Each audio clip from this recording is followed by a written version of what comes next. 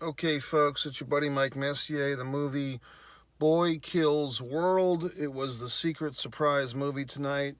Cinemark has joined the fun. This used to be something I would go see at Regal, then AMC, and now Cinemark's in on the action. Basically, they have these preview nights. $5 Monday night mystery movie. You don't know what you're seeing.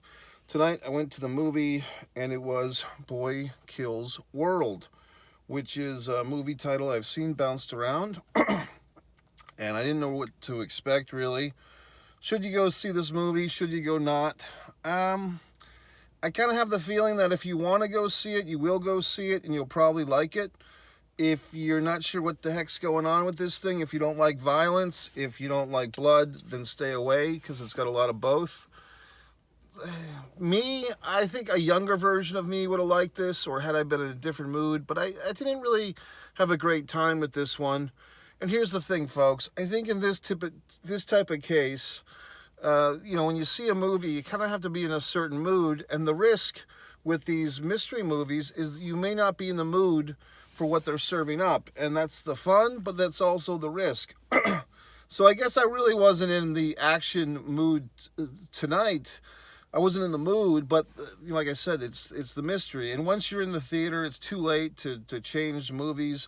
Oddly enough, Spider-Man 2 from 20 years ago was playing, which I believe, didn't Sam Raimi, is that the guy's name? He had something to do with Spider-Man 2, and I think he had something to do with this one as a producer.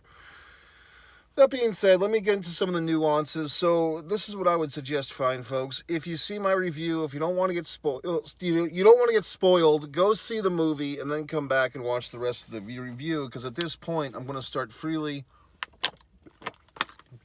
giving away some secrets, giving away some stuff. So what do I like? I'll do a like versus dislike thing. What did I like about the movie? First of all, I like seeing Famke Janssen. I was trying to remember her name once I saw her on screen as the mom or the queen boss bitch or whatever. She was always like a big hot number. I think she was even a Bond lady at one point, a James Bond girl. She's a really gorgeous woman. One of these women that you kind of feel like I've never seen her give a bad performance in a film. I just feel like we haven't seen enough of her in her career, but here she is in this and doing quite well. What else did I like? I mean, obviously the fight scenes were good. It just felt to me like they just felt like every other fight scene in the last 20 years, maybe post Matrix or even before the Matrix. You had these, everything's like some fucking, everyone's doing the same martial arts bullshit, and then you throw in some weapons, and I'll stab you a million times, but you won't die.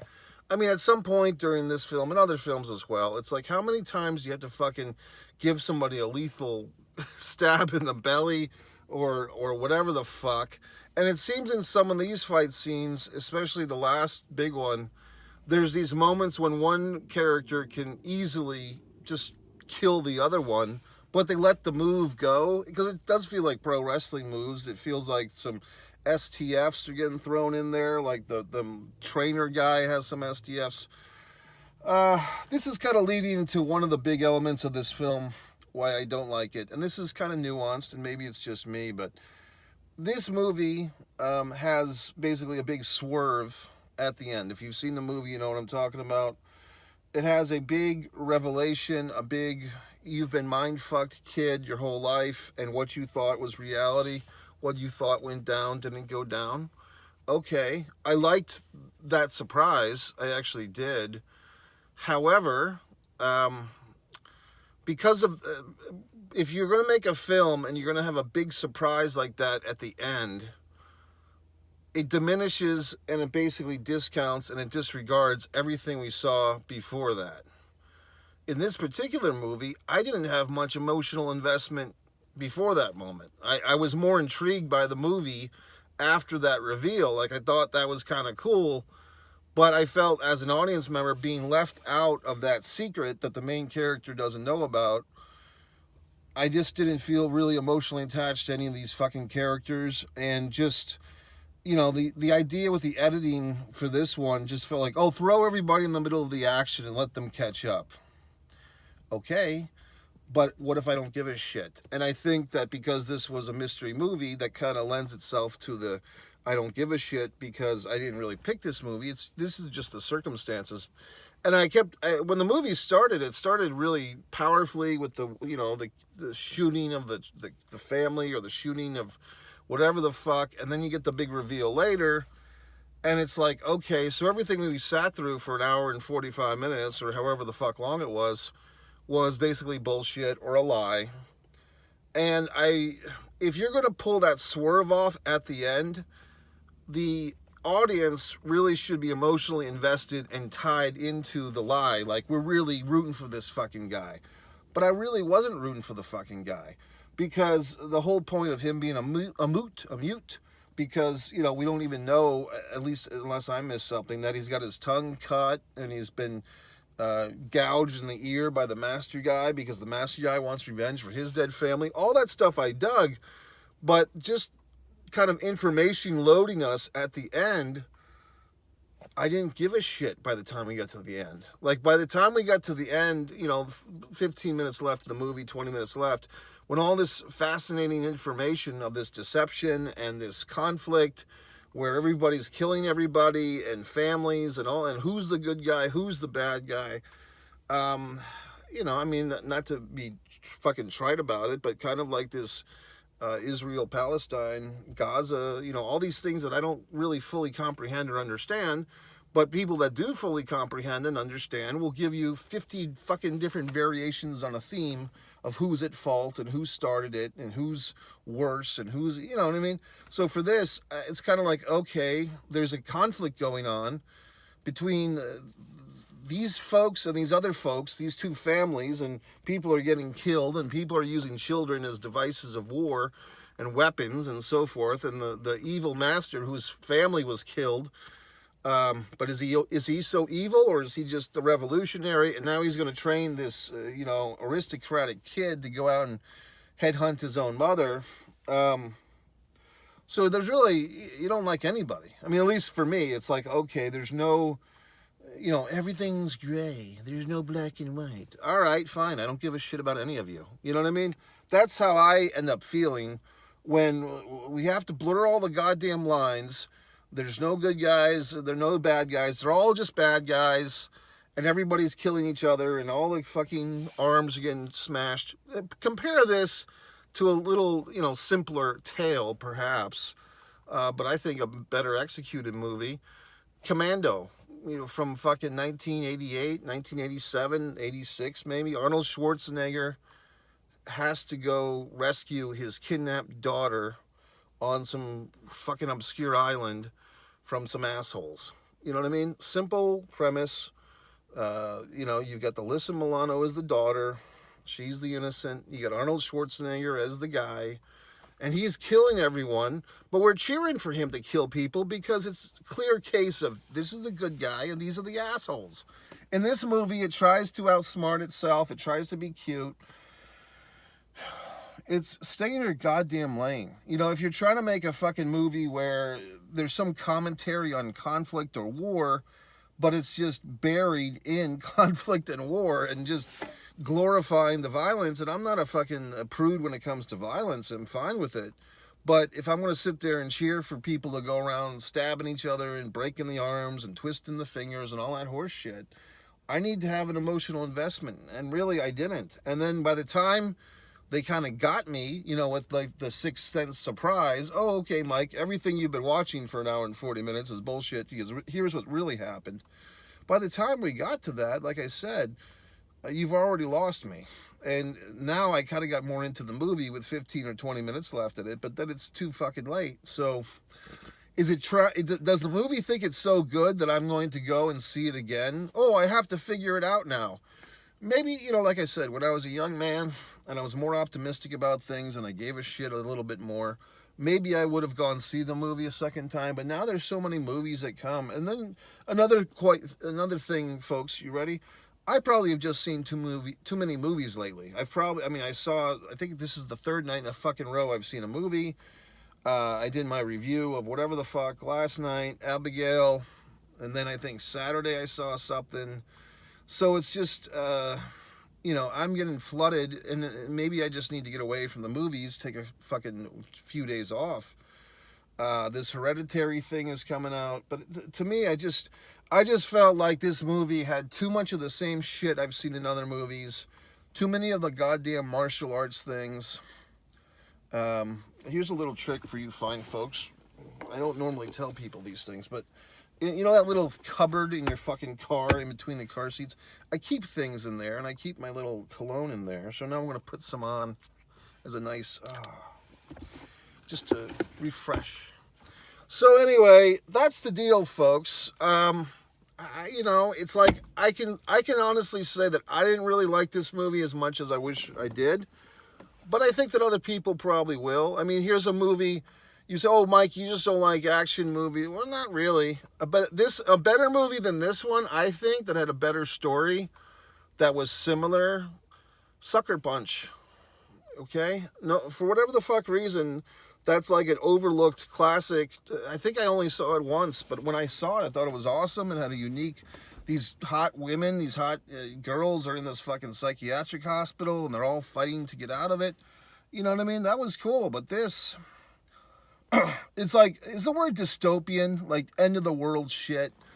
If we're going to do these dystopian movies, once a fucking again, you can't just take the audience for granted. Oh, it's a dystopian time and we're all going to give a shit. No, assholes. You have to tell your own story. It really felt like with this movie, Boy Kills World, which the title is incredibly similar to the sitcom that I never watched, Boy versus World. I think that's what it was called. But if you're going to just throw people into dystopian, how did we fucking get there? Was that explained in this movie? I don't remember it. Maybe it was. I mean, it's possible I fucking nodded off. I don't fucking know. But I didn't feel like there was any exploration or it was just all action. You know what I mean? And you can have a pretty dominant fucking action movie, with the fucking martial arts fighting. But if there's no story or little storytelling to back it up to make people care, then it's just watching shit happen. And basically it felt like a fucking video game. It felt like a 2-hour fucking video game. And I think if they took out 1 or 2 fight scenes in this goddamn thing, or maybe made some of the fight scenes just shorter in length, then they would have had time for some fucking, guess what, character goddamn development, folks. And not just the fucking 12-year-old kid getting trained by fucking Mr. Miyagi on Prozac, but like something relevant, something of interest. Okay, here's the other goddamn thing. The little sister ghost thing, that was like this movie's attempt at humanity. Oh, once again, dead sister. Let's just throw a dead sister in the mix, and that'll get everyone excited. Well, the dead sister, I thought the kid actor did a good job of being cute and wholesome and dead, but for whatever the fuck reason, our guy here, the main guy, he's like shunning the ghost of his dead sister. So he's going through all this goddamn horse shit to get revenge for his dead sister. But he shuns the image of her. Like he doesn't realize that she's a ghost, right? Like he does realize that she's a ghost, yet he tries to save her because he's afraid she's going to get hurt. So does he know that she's a ghost or not? It was just all over the fucking place. And then at the final thing, when the brother of the bad witch, there's like 2 witches here. There's like the TV producer witch and then the ultra boss witch, I guess. So there's 2 main women that are sisters, and then their brother kind of turns babyface and he gives up the keys. And then our main guy there, the little ghost girl comes and holds back his hand so he won't kill the brother. And then he's like, I don't need you anymore, or whatever the fuck. That was the other big ass thing. This voiceover sucked. I just didn't like it. That's why I give myself this cool voice. The fucking video game voice. Okay, now, and once again, at the end of the movie, now I realize, okay, he has to have the video game voice because he cannot speak audibly because the master guy cut his fucking tongue out. So he's got to talk, but he talks in the video game voice, which reminds him of his little sister when they played the fucking video games together. Okay, well, all that wonderful information that I have at the end of the movie, if I had gotten that within the first 15 or 20 minutes of the movie, maybe I would have given a shit a bit more. That's the problem. That's the risk you fucking take, assholes. When you fucking edit the movie or you write the script in a way that all the relevant information is backloaded towards the end, you're going to lose some people, and you lost me, because the martial arts and the fucking stabbing in the stomachs and all this horse shit, I didn't keep my emotional interest until we got to that point. Like, you were losing me, because it just felt like the same shit. Okay, training, fighting, breaking arms, stabbing. The good guy never fucking dies, but everybody else does. Okay. And, it's just, I don't know. It's just whatever the fuck. So when the little girl ghost, like, tries to hold his hand and he says, I don't need you anymore, or whatever the fuck, and then he kills the brother guy, and then so then, like, okay, he overcomes the ghost of his dead sister. And for some reason, I mean, I kind of knew that the girl with the good stomach was like his sister grown up. Like, okay, the abs chick, her abs are popping out so much, she must be a relevant character. And it turns out, oh my God, that's his sister. Saw that fucking coming. So then it's like, now he just gave up the ghost of his sister a minute earlier. And now we have the sister revealed again with the fucking helmet on. Okay. I don't know. I mean, I think it would have, in some regard, worked better if it was a love interest, like a romantic love interest. I don't. And then the sister character was kind of cool. She fucking stabs her mother in the head. So all these things of like, well, who's your priority to? Your fucking crazy warmonger mother, or your brother who's been training and trying to kill everyone, or whatever the fuck. So the sister has a nice little arc. I think this movie could have been the victim of keeping too many secrets. Like, if we had seen some scenes, with actual dialogue and character development, and not all these goddamn secrets till the end. If we had seen the sister character and the evil bitch mom, Famke Janssen, having some conflict, maybe arguing, like, let her talk a little bit, let the sister character talk, we might have cared more when all these conflicts happened. But the whole point of this, the way they made this movie, was, let's keep the audience in the dark, and we'll reveal all this emotional stuff at the end, and then it'll be so awesome. Well, it wasn't so goddamn awesome, because you lost me by the time we got there, assholes. So that's my take on it. Now, other fuckers might disagree. I was wondering, and once again, and I haven't even said this until now, it felt like a video game. It felt like, okay, was this movie based on a video game? Was it based on a comic book that was based on a video game? You know what I mean? Because it felt like if you have, here's the inside baseball, Messier, I don't play fucking video games anymore. I haven't in a long time. Am I opposed to video game playing? No. But it's just something that I was so into for my childhood that at some point I just realized this is going to monopolize my goddamn life, sitting here and playing these games. So I stopped playing them.